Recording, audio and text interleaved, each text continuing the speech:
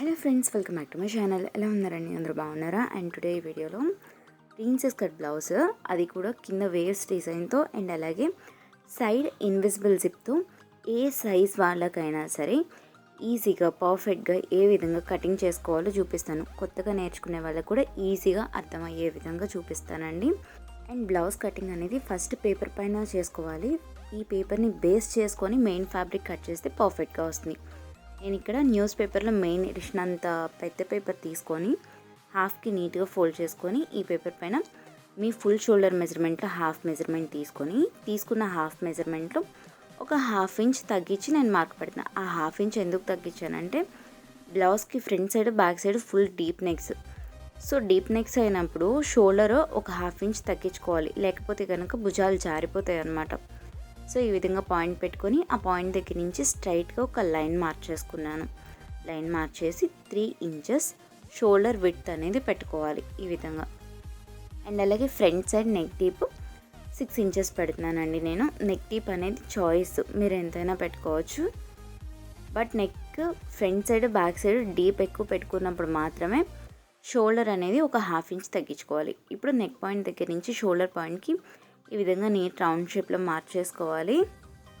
ఈ విధంగా మార్చేసుకొని ఆర్మ్ హోల్ షేప్ మార్చేయడానికి ఆర్మ్ హోల్ రౌండ్ లూజ్లో హాఫ్ మెజర్మెంట్ తీసుకున్న హాఫ్ మెజర్మెంట్లో ఒక హాఫ్ ఇంచ్ తగ్గించుకొని ఈ విధంగా పెట్టి ఒక పాయింట్ అనేది పెట్టుకోవాలి. ఈ పాయింట్ని కలుపుకుంటూ షోల్డర్ దగ్గర నుంచి ఈ విధంగా ఎల్ షేప్లో మార్క్ తీసుకోవాలి. ఇప్పుడు ఈ ఎల్ షేప్కి ఈ కార్నర్లో ఒక హాఫ్ ఇంచ్ దగ్గర ఒక పాయింట్ పెట్టుకోవాలి. అండ్ అలాగే ఈ స్ట్రైట్ లైన్ ఉంది కదా, ఈ స్ట్రైట్ లైన్లో కరెక్ట్గా మధ్యకి ఒక పాయింట్ పెట్టుకోవాలి. ఈ మిడిల్ పాయింట్ ఎక్కడైతే పెట్టుకున్నామో ఈ మిడిల్ పాయింట్ దగ్గర నుంచి ఒక హాఫ్ ఇంచ్ లోపలికి ఇంకొక పాయింట్ పెట్టుకోవాలి. ఇది front side arm hole shape మార్చేయడం అనమాట. అండ్ ఈ పాయింట్స్ అన్నిటిని కలుపుకుంటూ front side arm hole shape అనేది ఈ విధంగా మార్చేసుకోవాలి. ఇప్పుడు బాడీ లెంత్, మీకు ఫుల్ బాడీ లెంత్ ఎంతైతే కావాలో బ్లౌజ్ లెంత్ దానికన్నా ఒక 1 ఇంచ్ ఎక్స్ట్రా యాడ్ చేసుకోవాలి కింద డిజైన్ కోసం. అండ్ అలాగే ఇంకొక హాఫ్ ఇంచ్ ఎక్స్ట్రా ఏమో స్టిచ్చెస్ ఖర్చు కోసం అనమాట.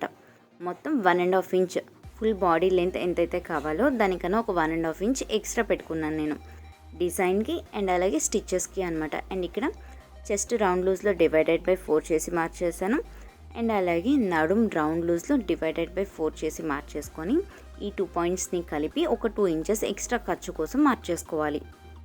ఫస్ట్ ప్రిన్సెస్ కట్ చేయడానికి బేసిక్ అవుట్లైన్ మొత్తం ఈ విధంగా మార్చేసుకోవాలి. ఇప్పుడు ప్రిన్సెస్ కట్ చేసుకోవడానికి షోల్డర్ దగ్గర నుంచి కరెక్ట్గా చెస్ట్ హైయెస్ట్ పాయింట్ వరకు లెంత్ ఎంత ఉందో చెక్ చేయాలి. అంటే నిపుల్ పాయింట్ దాకా అనమాట. ఇక్కడ పక్కన ఒక ఇమేజ్ ఇచ్చాను కదా, ఆ ఇమేజ్లో చూపిస్తున్నా కదా, సేమ్ ఆ విధంగా చెక్ చేసుకోవాలి. షోల్డర్ దగ్గర నుంచి చెస్ట్ హైయెస్ట్ పాయింట్ వరకు లెంత్ ఎంతైతే ఉంటుందో ఆ లెంత్ ఈ విధంగా పెట్టుకొని మార్చేసుకోవాలి. ఇప్పుడు చెస్ట్ రెండింటికి మధ్య ఉన్న డిస్టెన్స్, అంటే 2 నిపుల్ పాయింట్స్కి మధ్య ఉండే డిస్టెన్స్ ఎంత ఉందో చెక్ చేసుకోవాలి.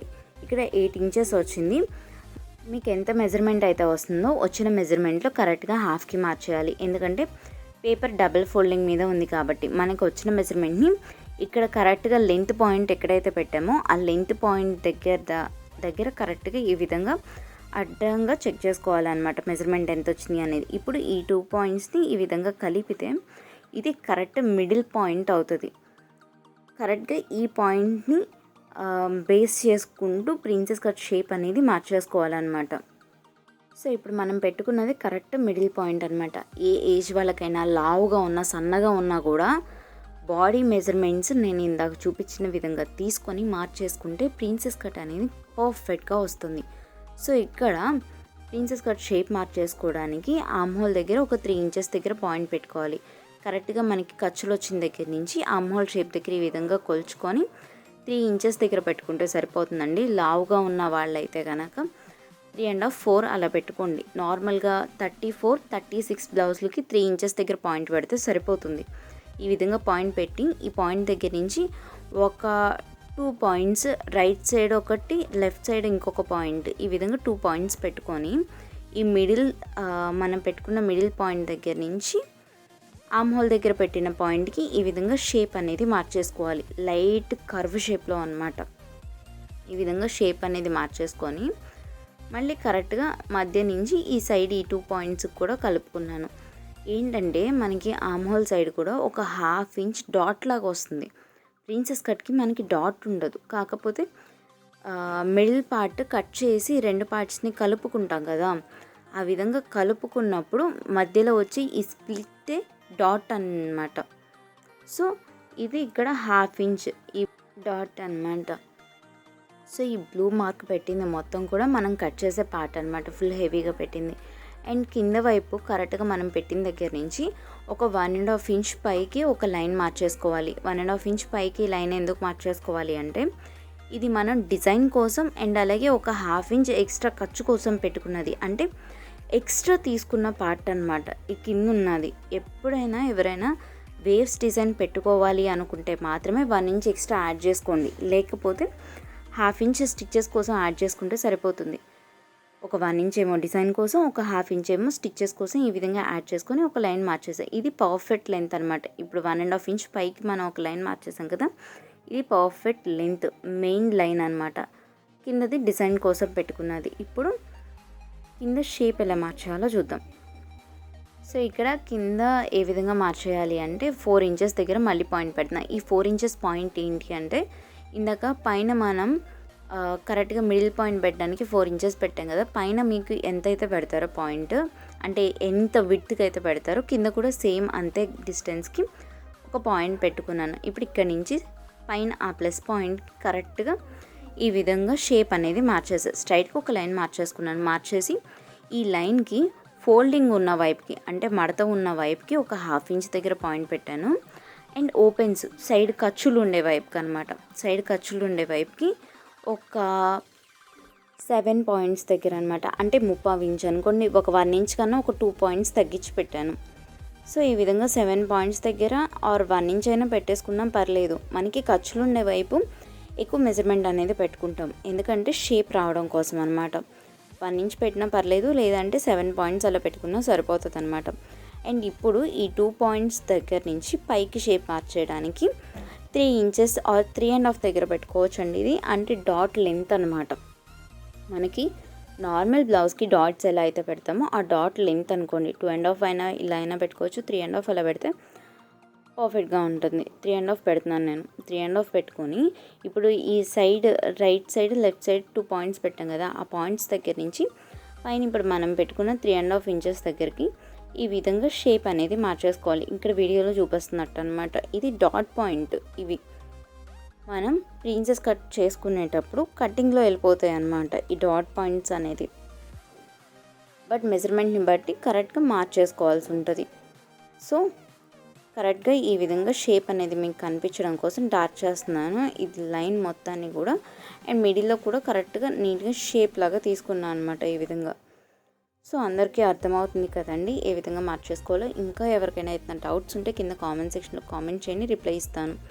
అండ్ పైన అండ్ అలాగే కింద కూడా ఎక్కువ బ్లూ మార్కింగ్ చేసింది మొత్తం కూడా మనకి స్ప్లిట్ వచ్చే పార్ట్. అండ్ కింద 1.5 ఇంచ్ ఎక్స్ట్రా ఉంది కదా, ఆ 1.5 ఇంచ్ ఎక్స్ట్రా కూడా ఈ విధంగా కిందకు పెట్టేసుకున్నాను. ఆ డాట్ ఎక్కువ కిందకు కూడా వచ్చే విధంగా పెట్టేసి ఈ విధంగా మార్చేసుకొని పైన షోల్డర్ పైన ఒక 1/2 ఇంచ్ ఎక్స్ట్రా ఖర్చు కోసం పెట్టి చుట్టూరు అవుట్లైన్ మొత్తం కట్ చేసుకోవాలి. First only outline, neck, shoulder, arm holes ఈ విధంగా కట్ చేసుకున్నాను. కట్ చేసుకున్న తర్వాత ఫస్ట్ ఖర్చులు కూడా లేకుండా కట్ చేసుకున్నా పర్లేదు, ఖర్చులు అనేది తర్వాత మనం సపరేట్గా యాడ్ చేసుకోవచ్చు అనమాట.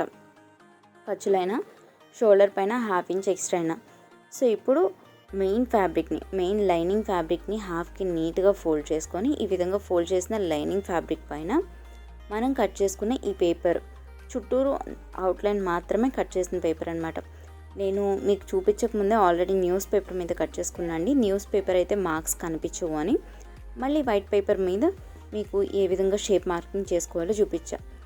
సో ఈ విధంగా ఫస్ట్ కట్ చేసుకున్న పేపర్ని ఈ విధంగా ఫ్యాబ్రిక్ పైన పెట్టి నెక్, షోల్డర్స్, ఆర్మ్ హోల్ మొత్తం మార్చేసి ఖర్చులు ఉన్న దగ్గర నుంచి ఆర్మ్ హోల్ షేపు ఒక 1/2 ఇంచ్ బయట పక్కకి ఇక్కడ వీడియోలో చూపిస్తున్నట్టుగా మార్చేస్తున్నాను. అండ్ షోల్డర్ పైన ఒక 1/2 ఇంచ్ ఎక్స్ట్రా ఖర్చు పెట్టాను, ఎందుకంటే నేను తీసిన పేపర్కి షోల్డర్ ఖర్చు పెట్టలేదు. అండ్ అలాగే నెక్ డీప్ ఒక 1 ఇంచ్ ఎక్స్ట్రా పెట్టుకున్నాను. ఇది బ్యాక్ సైడ్ పార్ట్.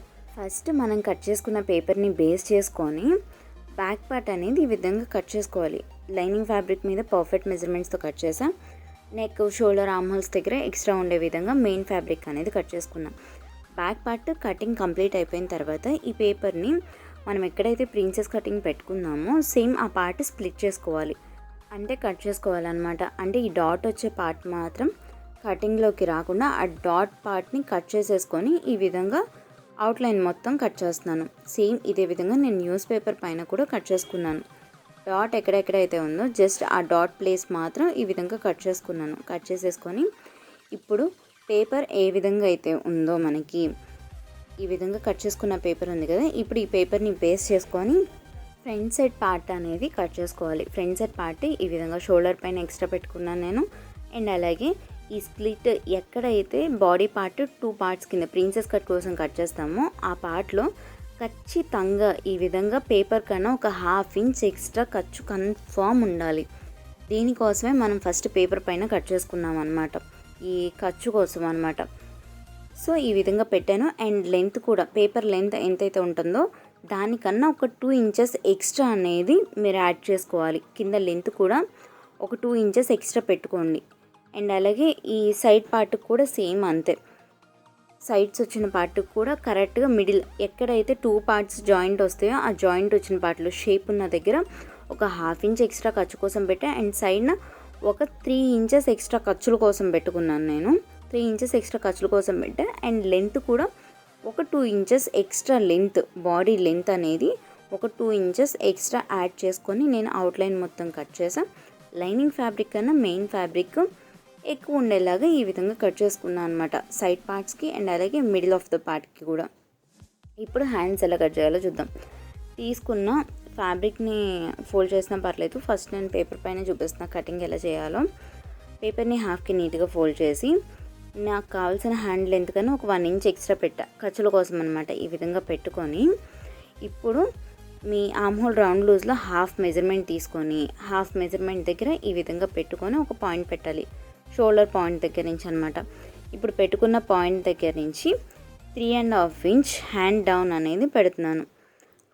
ఈ విధంగా డౌన్ పాయింట్ అనేది పెట్టుకొని షోల్డర్ పాయింట్ దగ్గర నుంచి హ్యాండ్ డౌన్ పాయింట్ దాకా షేప్ ఈ విధంగా మార్చేసుకోవాలి. మనం ఎప్పుడైనా షార్ట్ హ్యాండ్స్ అనేది కట్ చేసుకునేటప్పుడు హ్యాండ్ షేప్ అనేది మారిపోతుంది. అండ్ ఒక 2 ఇంచెస్ ఎక్స్ట్రా ఖర్చు కోసం మార్చేసుకొని హ్యాండ్ డౌన్ పాయింట్ దగ్గర నుంచి ఒక 2.5 ఇంచెస్ దగ్గరికి ఆర్మ్ హోల్ లెంత్ పాయింట్ అనేది పెడతాం. ఈ ఆర్మ్ హోల్ లెంత్ పాయింట్ ఏంటంటే మనం షార్ట్ హ్యాండ్స్ పెట్టుకున్నప్పుడు ఆర్మ్ హోల్ డౌన్ ఎక్కువ పెడితే arm whole side arm holes కనిపించకుండా ఉండడం కోసం లెంత్ పాయింట్ సపరేట్గా మార్చేయాల్సి ఉంటుంది. ఇప్పుడు మెయిన్ లెంత్ పాయింట్ దగ్గర నుంచి ఆర్మ్ హోల్ లెంత్ పాయింట్ దాకా స్ట్రైట్గా ఒక లైన్ అనేది మార్చేసుకొని అండ్ అక్కడి నుంచి ఒక 2 ఇంచెస్ ఎక్స్ట్రా ఖర్చు కోసం అనేది పెట్టుకొని ఈ విధంగా షేప్ అనేది కట్ చేసుకోవాలి. మీకు ఎలా అయితే చూపించానో అలా మనం ఈ విధంగా arm whole side length point పెట్టుకోవడం వల్ల హ్యాండ్ షేప్ అనేది ఈ విధంగా వంకరగానే కనిపిస్తుంది, కానీ స్టిచ్ చేసిన తర్వాత మనకి రౌండ్ షేప్ నీట్గా కనిపిస్తుంది అన్నమాట. సో కటింగ్ పార్ట్ అనేది కంప్లీట్ అయింది. స్టిచ్చింగ్ పార్ట్ వీడియో కూడా తొందరలోనే అప్లోడ్ చేస్తాను అండి. వీడియో బాగా లెంత్ అయిపోతుందని చూపించట్లేదు. స్టిచ్చింగ్ వీడియో అప్లోడ్ చేయగానే ఈ వీడియో కింద డిస్క్రిప్షన్లో బ్లౌజ్ స్టిచ్చింగ్ వీడియో అని చెప్పేసి లింక్ ఇస్తాను. ఆ లింక్ పైన క్లిక్ చేస్తే జిప్ ఏ విధంగా వేసుకోవాలి, స్టిచ్చింగ్ ఏ విధంగా చేయాలి, ఎంబ్రాయిడరీ ఏ విధంగా చేసుకోవాలి అనేది చూడొచ్చు. Thanks for watching this video.